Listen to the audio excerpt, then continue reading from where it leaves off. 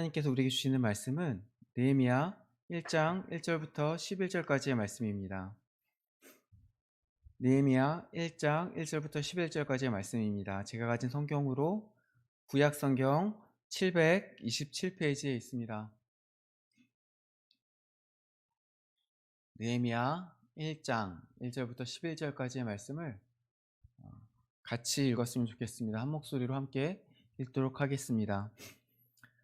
하가랴의 아들 느헤미야의 말이라. 아닥사스다 왕 제20년 기슬월에 내가 수상궁에 있는데 내 형제들 가운데 하나인 하나니가 두어 사람과 함께 유다에서 내게 이르렀기로 내가 그 사로잡힘을 면하고 남아있는 유다와 예루살렘 사람들의 형편을 물은즉 그들이 내게 이르되 사로잡힘을 면하고 남아있는 자들이 그 지방 거기에서 큰 환난을 당하고 능욕을 받으며 예루살렘 성은 허물어지고 성문들은 불탔다 하는지라. 내가 이 말을 듣고 앉아서 울고 수일 동안 슬퍼하며 하늘의 하나님 앞에 금식하며 기도하여 이르되 하늘의 하나님 여호와 크고 두려우신 하나님이여 주를 사랑하고 주의 계명을 지키는 자에게 언약을 지키시며 긍휼을 베푸시는 주여 간구하나이다. 이제 종이 주의 종들인 이스라엘 자손을 위하여 주야로 기도하오며 우리 이스라엘 자손이 주께 범죄한 죄들을 자복하오니 주는 귀를 기울이시며 눈을 여시사 종의 기도를 들으시옵소서. 나와 내 아버지의 집이 범죄하여 주를 향하여 크게 악을 행하여 주께서 주의 종 모세에게 명령하신 계명과 율례와 규례를 지키지 아니하였나이다. 옛적에 주께서 주의 종 모세에게 명령하여 이르시되 만일 너희가 범죄하면 내가 너희를 여러 나라 가운데에 흩을 것이요 만일 내게로 돌아와 내 계명을 지켜 행하면 너희 쫓긴 자가 하늘 끝에 있을지라도 내가 거기서부터 그들을 모아 내 이름을 두려고 택한 곳에 돌아오게 하리라 하신 말씀을 이제 청하건대 기억하옵소서. 이들은 주께서 일찍이 큰 권능과 강한 손으로 구속하신 주의 종들이요 주의 백성이니이다. 주여 구하오니 귀를 기울이사 종의 기도와 주의 이름을 경외하기를 기뻐하는 종들의 기도를 들으시고 오늘 종이 형통하여 이 사람 앞에서 은혜를 입게 하옵소서 하였나니 그때에 내가 왕의 술관원이 되었느니라. 아멘. 설교를 준비할 때는요, 항상 이번 주에는 또 어떤 말씀을 준비할까 고민을 하게 됩니다. 고민을 하다가 열심히 썼는데 하루 이틀 전에 뒤집어지는 경우도 사실은 허다합니다.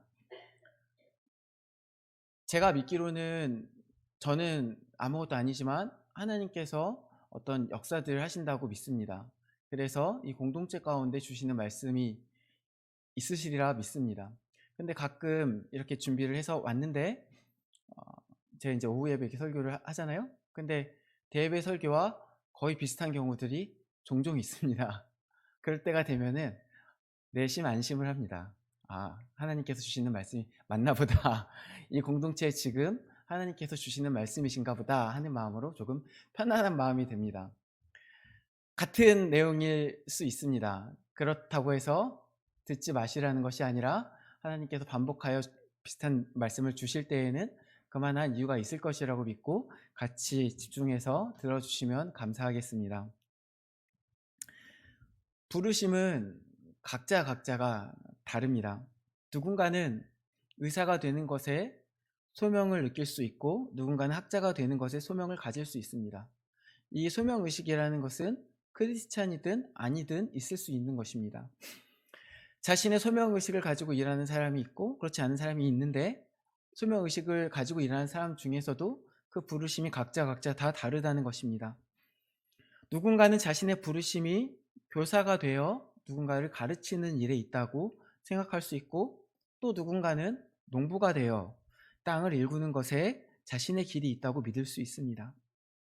누군가는 글을 쓰는 것에서 자신의 나아갈 바를 찾기도 하겠고 또 누군가는 반대로 그 글을 읽는 것에서 자신의 소명을 찾기도 합니다. 다시 말씀드리지만 부르심이 다 다르다는 것입니다. 그런가 하면 심지어 같은 직업에서 부르심을 받은 사람들이라 할지라도 그 개인의 구체적인 모양은 다 다를 수 있습니다. 방금 글 쓰는 이야기를 했지만 누군가는 소설을 쓸 수도 있고 누군가는 기사를 쓸 수도 있습니다. 모두 글 쓰는 일이죠. 누군가는 잘 알려지지도 않고 어쩌면 몇 명에게 읽혀지지 않더라도 소명에 따라 글을 쓰는 사람이 있을 수 있습니다. 그런가 하면 누군가는 지금 노벨상을 탄 사람처럼 많은 사람에게 그 글이 읽혀지는 글을 쓰는 사람도 있습니다. 그렇다고 해서 덜 읽혀지는 글을 쓰는 자에게는 소명의식이 없고 널리 읽혀지는 글을 쓰는 사람에게는 소명의식이 반드시 있다고 말할 수도 없습니다. 둘 모두 소명의식이 있을 수도 있고 없을 수도 있습니다. 그것은 먼저는 자기 자신이 알게 되겠고요. 주변에서 그와 만나는 사람들은 사실 어느 정도 알게 됩니다. 이 사람이 먹고 살기 위해서 일을 하는지 아니면 자신의 어떤 소명을 위해서 이 일을 하는지 말입니다. 그런데 어찌되었건 방금 말한 그 소설 이야기를 했을 때 둘 모두 소명의식이 있다고 하더라도 그만큼 서로의 모습이 다를 수 있다는 것입니다. 사역자에게도 당연히 부르심이 있겠죠. 사역자들은 특히 더더욱 부르심을 가지고 오는 사람들이 많을 것입니다. 그렇지만 동일한 사역자의 길을 걷는다 할 때에도 각자가 자신의 길이라고 생각하는 소명의 구체적인 모습은 또 다릅니다. 제 신대원 동기가 저를 포함해서 300명이 좀 넘습니다. 근데 그 300명이 사역하는 모습들이 다 다릅니다. 어떤 친구는 졸업하자마자 케냐로 날아갔습니다. 아기가 이제 막 태어나는 때였는데 아기를 데리고 케냐로 가서 사역하고 있습니다. 어떤 친구는 신대원을 졸업하였는데 졸업한 이후에 또 간호학을 공부해서 지금은 간호사로 일하고 있습니다.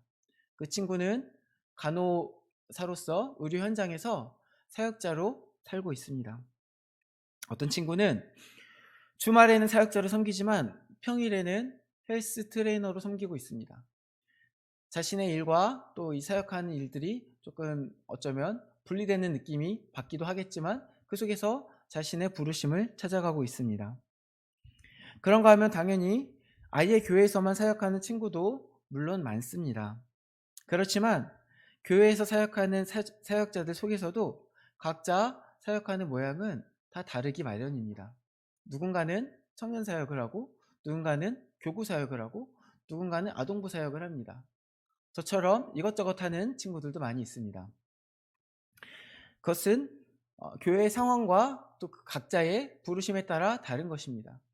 누군가는 말만 들어도 이름만 들어도 알 법한 커다란 대형교회에서 사역을 하기도 하고 누군가는 제가 한 또 어떤 형님은 사례비도 받지 못하는 개척교회에서 열심히 헌신하고 있기도 합니다. 사역자의 경우에도 각자 자신의 구체적인 부르심의 모양과 내용은 다 다르다는 것입니다. 그렇지만 동시에 사역자라면 모두에게 공유되는 하나의 부르심이 있습니다. 그것은 바로 오늘 목사님께서도 말씀해 주셨지만 하나님 나라에 대한 부르심입니다. 그 구체적인 모양은 다 달라도 사역자들은 모두가 하나님의 나라의 회복을 꿈꾸며 살아갑니다. 케냐에서 선교를 하는 친구도 간호사를 하면서 의료 현장에 있는 친구도 주말 사역을 하고 있는 친구나 풀타임 사역을 하는 친구나 모두 진배 없이 모두가 하나님 나라를 위해 헌신하며 사는 사람들입니다.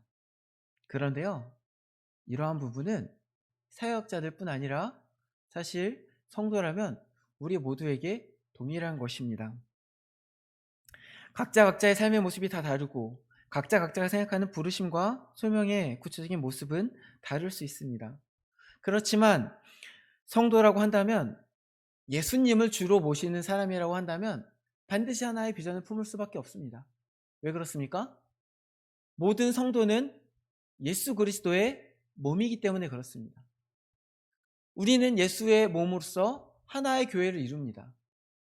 그 교회는 예수님이 바라보는 것을 함께 바라봅니다. 그것이 바로 하나님 나라입니다.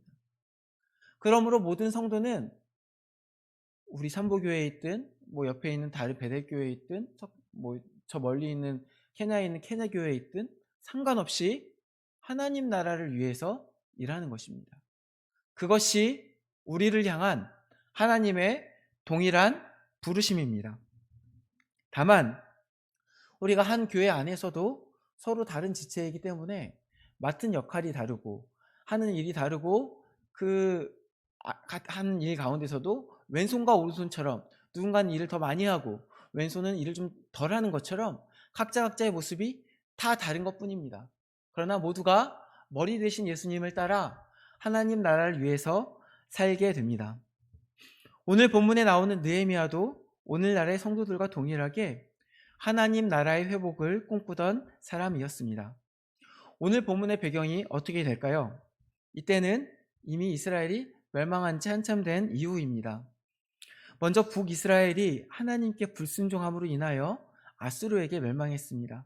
그리고 남유다도 얼마 되지 않아 북이스라엘의 길을 따라 계속 하나님께 불순종하다가 바벨론에게 멸망당했습니다. 하나님의 약속에 따라 영원하리라고 믿었던 다윗 왕국이 끝났습니다. 왜 그렇습니까? 오늘 본문의 느헤미야의 기도에도 나오듯이 이스라엘이 하나님께 죄를 지었기 때문에 그렇습니다. 이스라엘이요, 하나님께 불순종했습니다. 종교적으로는 하나님을 버렸습니다. 아니, 입으로는 하나님을 섬긴다고 하면서 그 삶에서는 다른 것들을 같이 섬겼습니다. 다른 우상을 섬겼습니다. 성도 여러분, 우리가 하나님을 믿는다고 하면서 다른 것을 같이 의지하면 그것은 하나님을 믿는 것이 아닙니다. 하나님만 믿는 것이 하나님을 믿는 것입니다. 다른 것들을 같이 의지하여 내 능력, 내 생각, 어떤 다른 사람의 힘, 이런 것들을 의존하여 하나님의 일들을 하려고 한다면 하나님께서 분명히 경고하실 것입니다. 유다는 계속해서 제사가 끊어진 적도 있지만 제사를 드리면서도 그 성전에서 다른 우상에게 제사를 드리는 일들을 했습니다. 하나님을 그것은 버린 일입니다. 정치적으로도 하나님을 의지하지 않고 하나님께서 의지하지 말라고 하셨던 여러 이방 나라들을 의지하였습니다. 하나님 때로 선지자들을 보내 경고하셨습니다. 저 애굽을 의지하지 말아라. 저 아수르를 의지하지 말아라. 저 바벨론을 의지하지 말아라.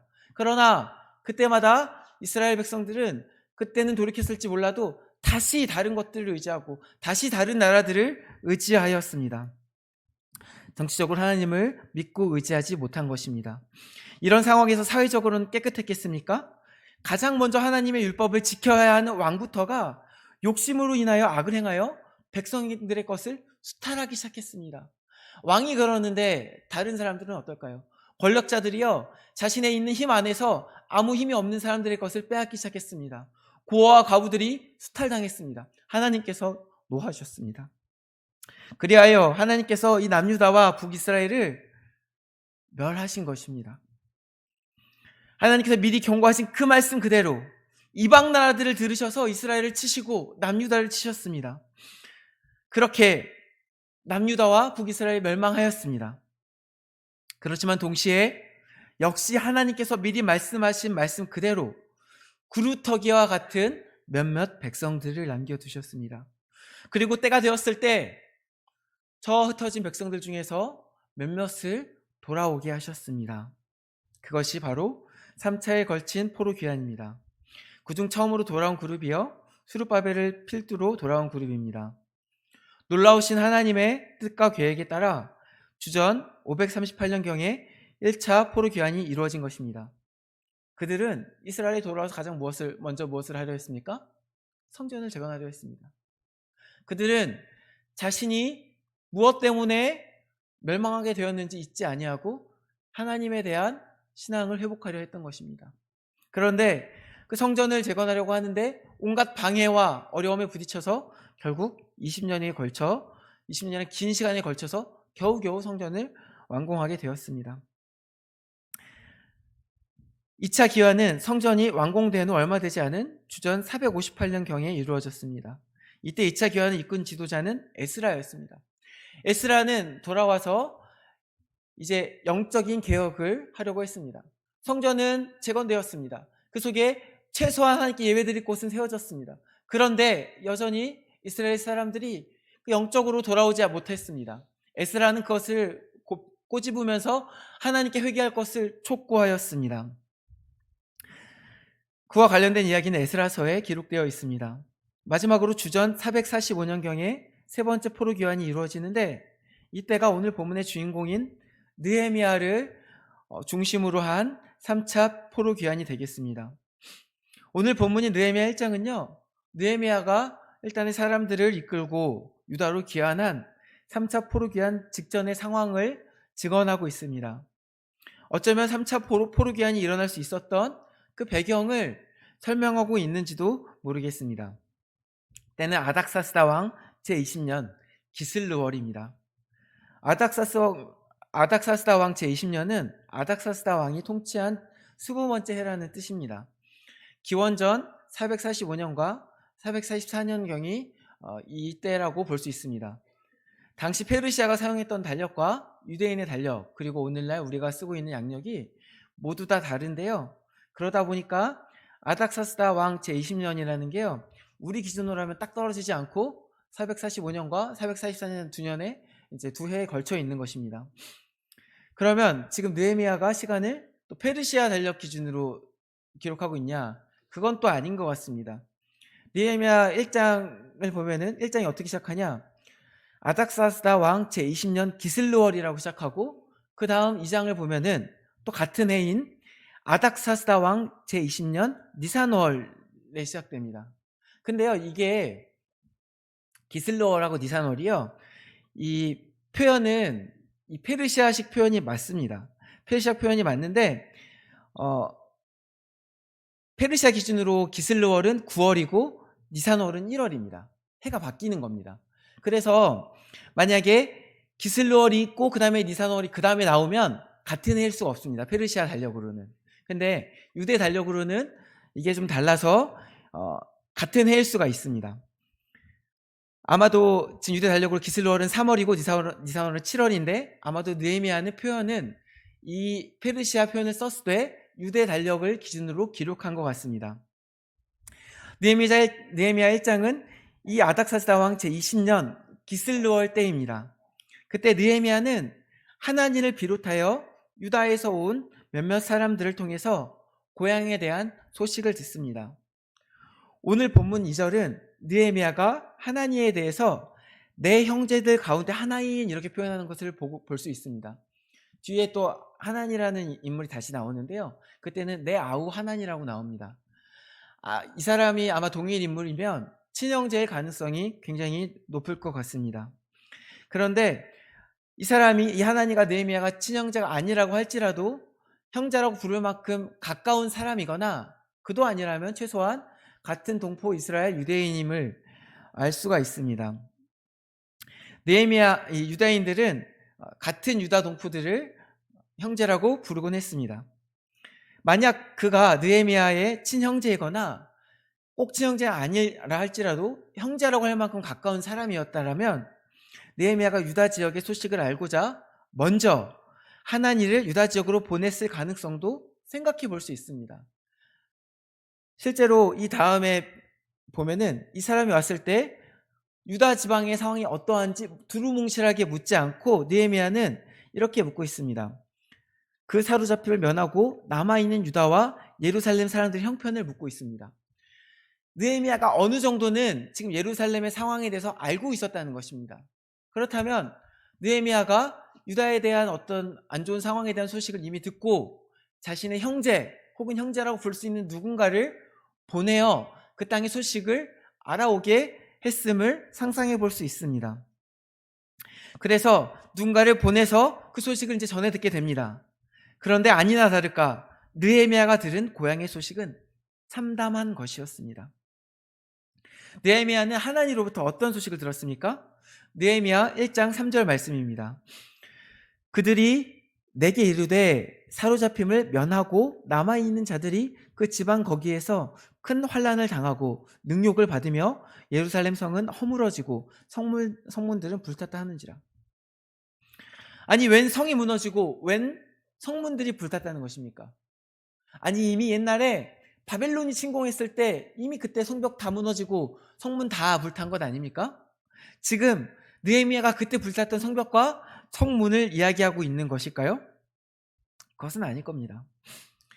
에스라 4장을 보면요, 아까 이제 2차 기원을 한 게 에스라라 그랬죠. 에스라가 먼저 기원을 했었는데 에스라 4장을 보면 성전뿐 아니라 성곽을 보수하고자 하는 시도가 이미 그때 있었음을 우리가 알 수 있습니다. 뿐만 아니라 성전과 성곽 모두 재건하고자 할 때 대적자들의 방해가 있었음도 에스라 4장이 함께 기록하고 있습니다.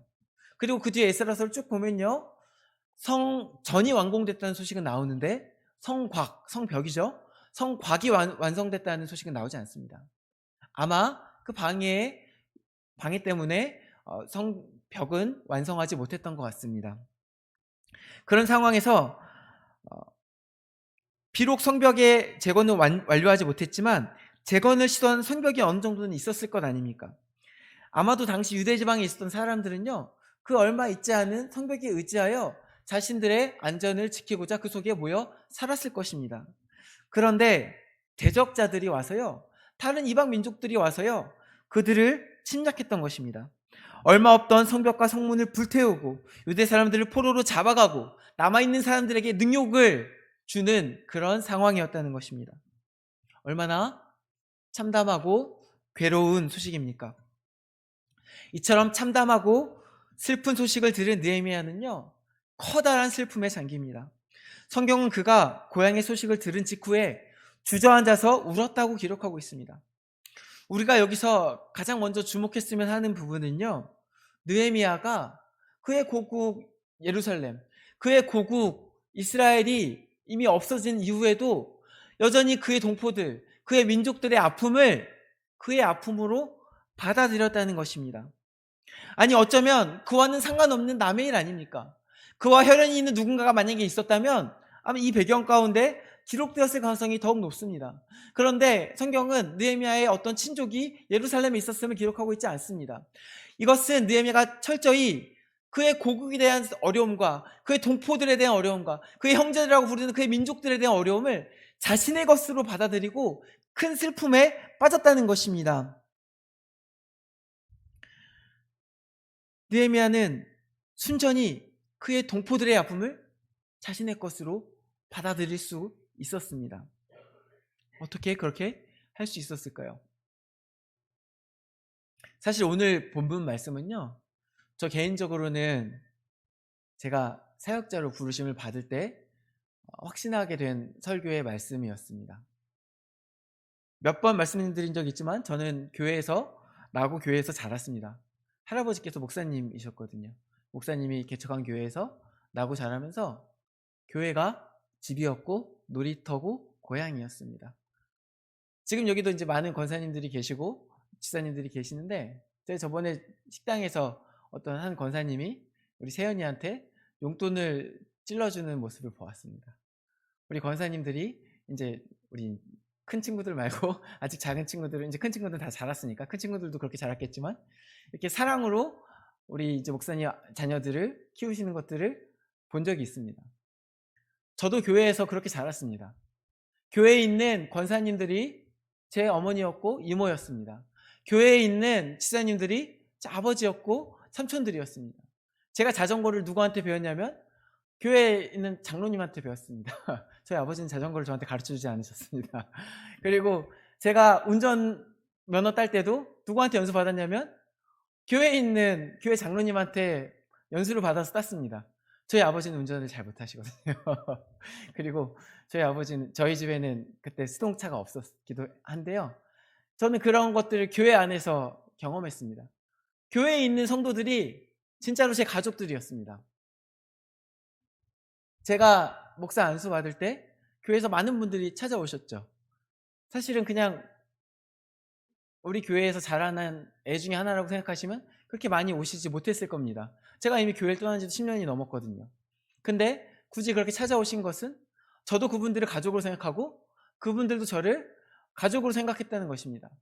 근데요, 그 교회 가운데 제가 조금 20살쯤 되었을 때, 20살 좀 넘었을 때 어려움이 있었습니다. 저희 할아버지가 이제 은퇴하시고 다음 목사님쯤 되었을 때였습니다. 뭐 굳이 말하자면 특별한 일은 아닙니다. 그냥 교회가 있을 수 있는 여러 가지 일들 중에 하나로 분열된 것뿐입니다. 근데 그 분열 가운데 성도님들 사이에 서로 언성을 높이고 심지어 몸싸움까지 하려 하는 일들도 있었습니다. 제가 그 사이에 껴서 보다 못해서 몸싸움을 하려고 할 때 그 가운데 끼어들면 성도님들이 민망하죠. 저 어릴 때부터 핏덩어리부터 봤던 애가 우리 싸우는데 가운데 끼어드니까 민망하죠. 그러니까 멈추십니다. 그런 일들을 겪었어요. 그런 일들을 겪을 때 제 마음이 참담했습니다. 제가 느헤미야처럼 슬펐는지는 잘 모르겠어요. 느헤미야가 더 슬펐을 것 같습니다. 제가 겪은 어려움이 뭐 느헤미야의 형제들이 겪은 어려움보다는 작았을 것 같습니다. 그런데 제가 말씀드리고 싶은 것은 같은 결이었다는 것입니다. 그들이 제 친지는 아닙니다. 제 혈육은 아닙니다. 그런데 제 가족이었거든요. 제 식구였거든요. 그들이 서로 싸울 때 제 마음이 너무나도 아팠습니다. 느헤미야가 마음이 아팠던 것은 이와 같습니다. 그에게 혈육도 아니고 친지도 아니었을지 모르겠습니다. 그러나 같은 하나님 아버지를 모신 형제들 아닙니까? 같은 하나님 안에서 한 식구 아닙니까? 한 공동체 아닙니까? 내가 지금 잘 살고 있다고 저 옆에 한 공동체에 누군가가 아파하고 있는데 난 괜찮아라고 말하지 않았습니다. 느헤미야는 적극적으로 나서서 그 아픔을 알아보고자 하였고, 그 아픔을 보았을 때 큰 슬픔에 사로잡혀 눈물 흘리고 슬퍼하고 기도하였습니다. 그리고 그 기도 가운데 그 기도가 어떻게 변해갔습니까? 오늘 본문의 내용을 볼 때 그 기도가 6절 말씀입니다. 이제 종이 주의 종들인 이스라엘 자손을 위하여 주여로 기도하오며 우리 이스라엘 자손이 주께 범죄한 죄들을 자복하오니 주는 귀를 기울이시며 눈을 여시사 종의 기도를 들으시옵소서. 나와 내 아버지의 집이 범죄하여, 계속 읽겠습니다. 주를 향하여 크게 악을 행하여 주께서 주의 종 모세에게 명령하신 계명과 율례와 규례를 지키지 아니하였나이다. 그가 며칠이나 금식 기도를 했다고 기록하고 있는데요, 지금 이 기도는 아마도 그 며칠의 기도 끝에 그의 기도가 변한 것일 것입니다. 기도하는 가운데 하나님께서 주시는 마음 가운데 깨달은 것입니다. 하나님께서 우리를 부르셨는데, 하나님께서 우리를 구원하셨는데 우리가 하나님을 먼저 버렸구나. 그래서 하나님께서 자신이 경고하신 그 말씀 그대로 우리를 치셨구나. 그래서 그가 어떤 결론에 이르릅니까? 주님, 잘못했습니다.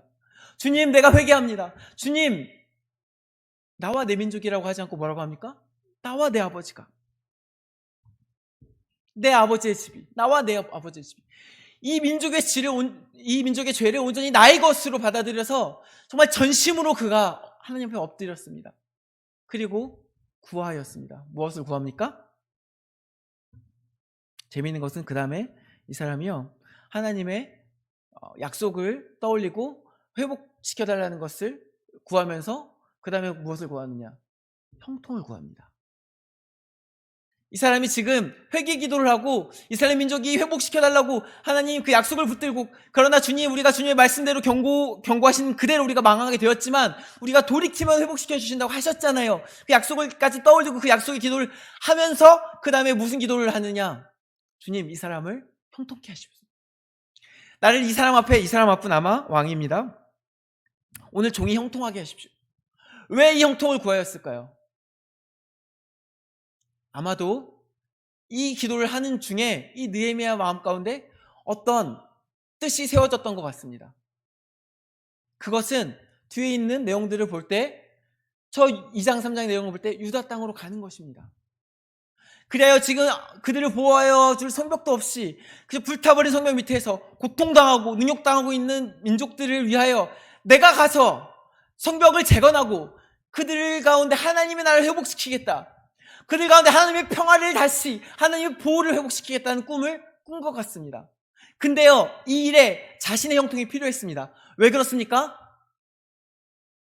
이 사람이요, 원래 형통했어요. 지금 1장에 1절에 뭐라고 나오고 있어요? 내가 수상궁에 있는데, 이렇게 이야기하고 있잖아요. 이 사람 최소한 수상궁에 있는 사람이에요. 최소한 청와대에 있는 사람입니다. 그 정도 되면 권력자 아닙니까? 그리고 뒤에 이제 1장 11절에 그 기도 끝에 그때에 내가 왕의 술관원이 되었느냐를 기록하고 있는데요. 이게 개역개정에서는 그때에 내가 왕의 술관원이 되었느냐라고 기록하고 있지만 다른 번역들은 모두 그때 내가 왕의 술관원이었다로 기록하고 있어요. 마침 이미 술관원이었던 거예요. 근데 이렇게 보든 저렇게 보든 이 사람 형통한 사람이에요. 술관원이 어떤 사람입니까? 왕의 음료수를 관장하는 사람이에요. 당시 왕들은 암살의 위험이 있었기 때문에 아무에게나 술관원을 맡기지 않았어요.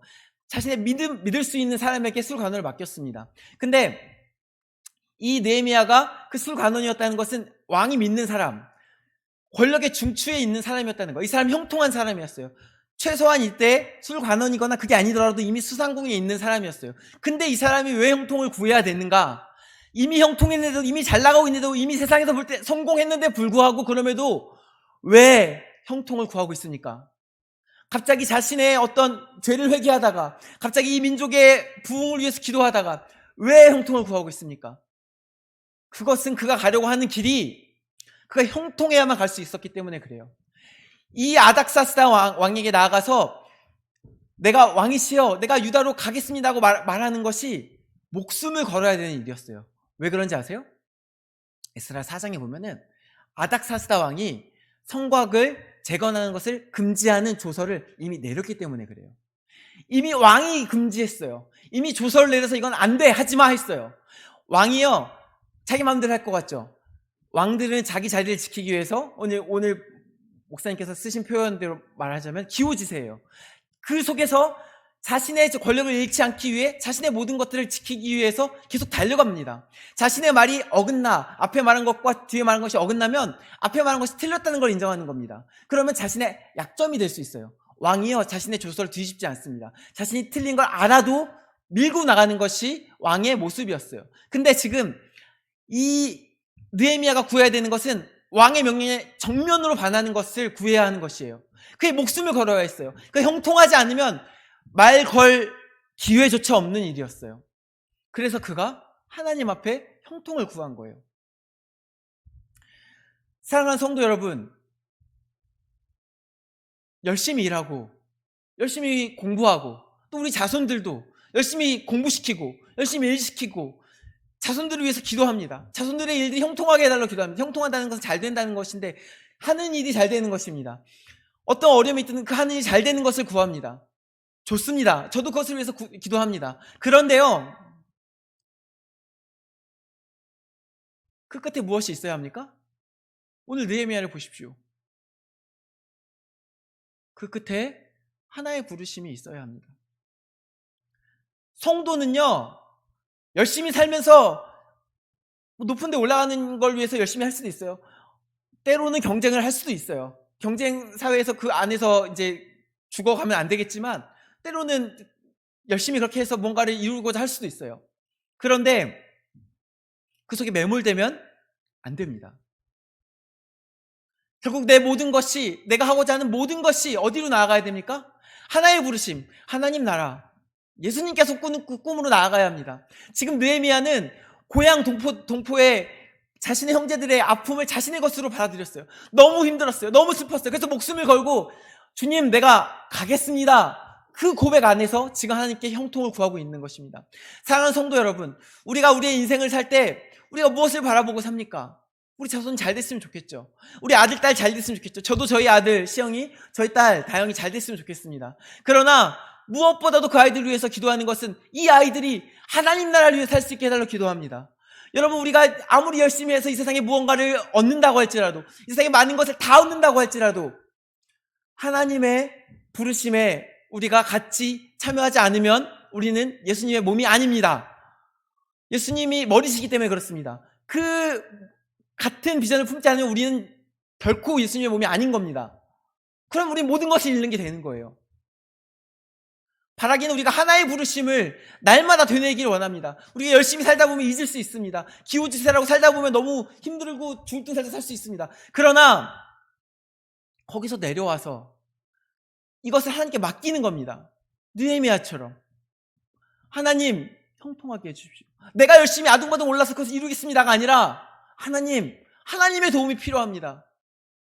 하나님께서 하셔야 합니다. 그렇게 기도하는 것입니다. 우리의 인생이 이와 같기를 소망합니다. 우리가 모두 느헤미야일 수는 없습니다. 우리의 기도를 하나님께서 다 듣고 모두를 느헤미야와 같은 자리에 두실 것이라 생각하지는 않습니다. 그러나 각자의 자리에서 우리의 역할이 있지 않겠습니까? 그 자리에서 우리의 역할을 하나님께 맡기며 형통 구하십시오. 하나의 부르심을 위해서. 바라기는 우리의 인생이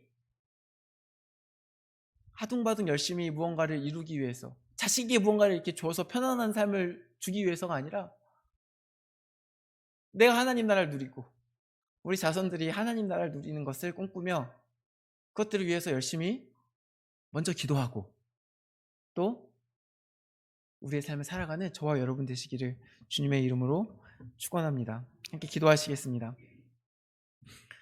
참 좋으신 하나님 감사합니다. 우리의 인생 가운데 우리의 주인 되시고 또 우리를 통하여서 하나님의 꿈을 함께 꿀 수 있게 하시니 감사합니다. 그 꿈을 향해 우리가 나아갈 때에 주님, 우리가 스스로의 힘과 능력으로 그것을 구하려 하지 아니하고 주님께 기도하는 느헤미야의 모습처럼 우리가 주님께 간구하며 주님을 의지하며 나아갈 수 있게 하여 주옵소서. 우리를 통하여 하나님의 일들이 이루어지기를 소망하며 같은 꿈을 꾸며 하나님과 함께 나아갈 수 있게 은혜를 베풀어 주시옵소서. 감사드리오며 예수 그리스도 이름으로 기도드립니다. 아멘.